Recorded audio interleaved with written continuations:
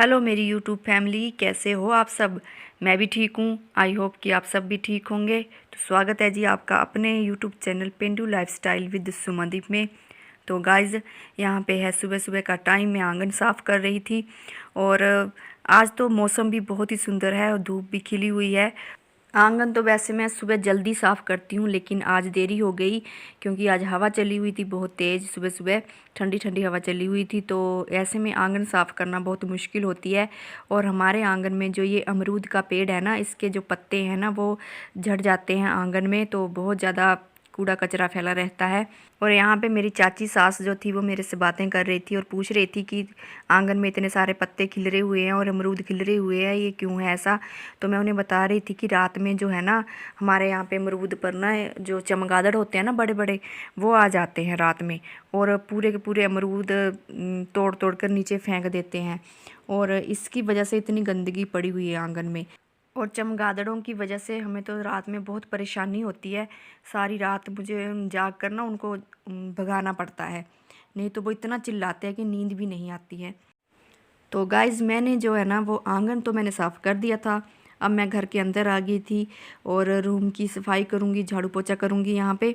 तो गाइज़, आप लोग भी बने रहिए इस ब्लॉग में, आगे भी देखते रहिएगा।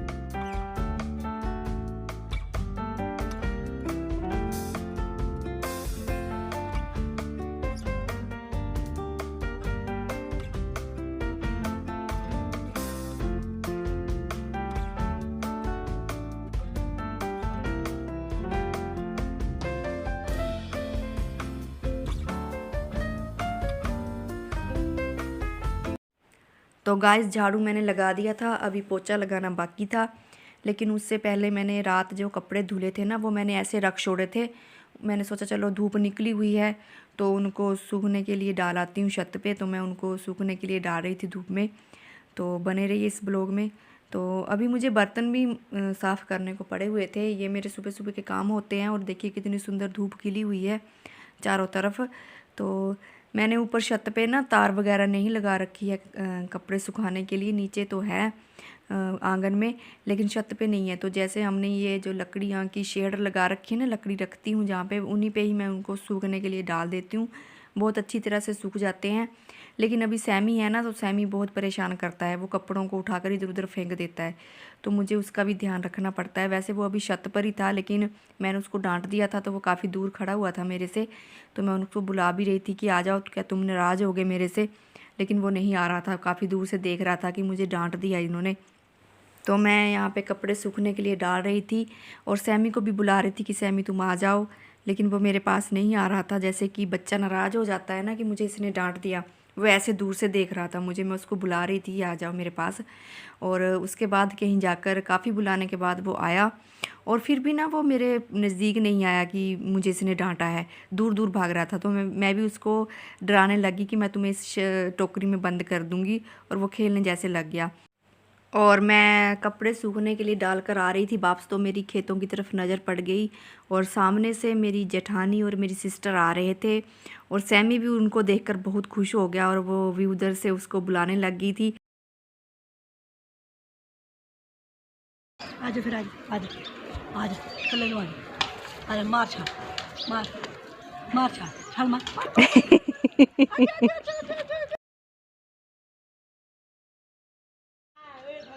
इधर आई हो दे।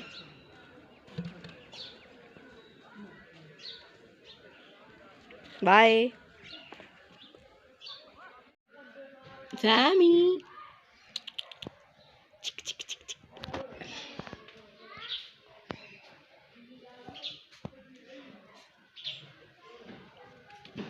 नहीं नहीं नहीं।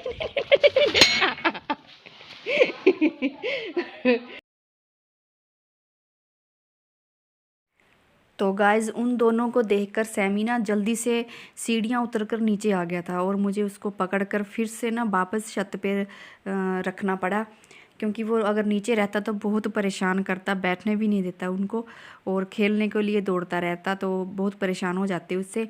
तो इसीलिए मुझे ना वो छत पे ही रखना पड़ता है।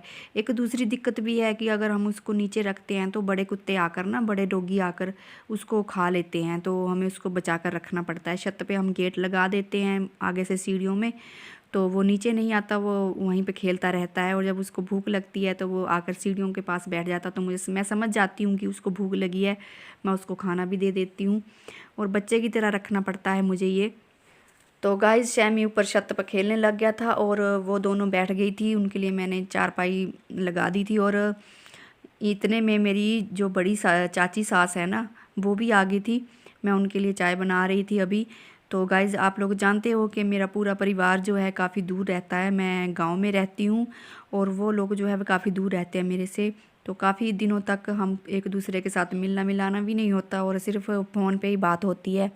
तो कभी मैं उधर चली जाती हूँ, तो कभी वो लोग जो है ना वो मेरे घर आ जाते हैं, तो इसी तरह से एक दूसरे के साथ हम बने रहते हैं। वैसे भी परिवार मिलजुल कर रहे तो अच्छा ही होता है।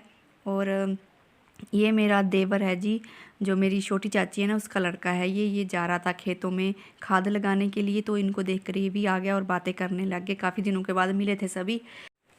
तो बने रहिए जी इस ब्लॉग में, आगे भी आप लोगों को देखने के लिए बहुत कुछ मिलेगा। और अगर आप लोग मेरे चैनल पर नए हैं तो प्लीज़ प्लीज़ प्लीज़ चैनल को सब्सक्राइब कर लें, और बेल आइकन को भी प्रेस कर लें, ताकि मेरी वीडियो सबसे पहले आप लोगों तक पहुंचे। और अगर आप लोगों को गांव का लाइफस्टाइल पसंद है, गांव की ज़िंदगी पसंद है, तो आप लोग इस चैनल को ज़रूर सब्सक्राइब करें। मैं आप लोगों को गांव के रीति रिवाजों के बारे में और गांव की लाइफस्टाइल के बारे में ब्लॉग जो है वो ऐसे ही बनाती रहती हूँ।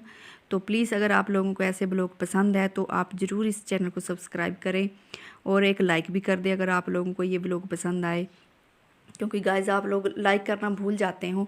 और जो मेरे चैनल के साथ जुड़े हुए हैं उनका बहुत बहुत शुक्रिया कि आप लोग इतना प्यार दे रहे हो मुझे, मेरी वीडियोस को इतना पसंद कर रहे हो, तो उसके लिए बहुत बहुत शुक्रिया। मैं इसी तरह के ब्लॉग आप लोगों के लिए आगे भी लेकर आती रहूँगी।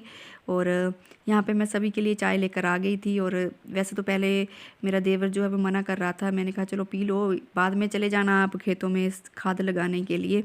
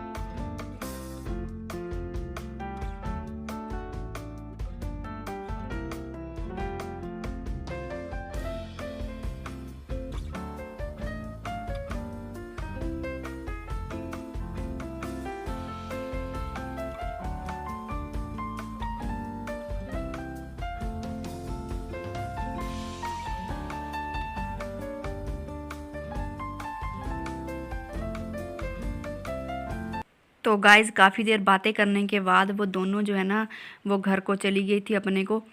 और मेरे पास जो बाकी काम रह गया था वो भी मैंने कंप्लीट कर लिया था। और आज बहुत सुंदर धूप खिली हुई थी, तो मेरा एक सूट पड़ा हुआ था सिलाई करने के लिए, मैंने उसको सिलाई की। और ये मेरा ही पंजाबी सूट था, तो मैं ज़्यादातर पंजाबी सूट पहनना ही पसंद करती हूँ। तो गाइज़ आप लोगों को मेरा ब्लॉग कैसा लगा मुझे कमेंट में ज़रूर बताइएगा। और अगर आप लोग मेरे चैनल पर नए हैं तो प्लीज़ चैनल को सब्सक्राइब भी कर लें, बेल आइकन को प्रेस कर लें ताकि मेरे आने वाली वीडियो की नोटिफिकेशन आपको मिलती रहे। और प्लीज़ मेरी वीडियो को शेयर भी करें ज़्यादा से ज़्यादा। और मिलते हैं नेक्स्ट ब्लॉग में, तब तक के लिए जय श्री कृष्णा जी, राधे राधे।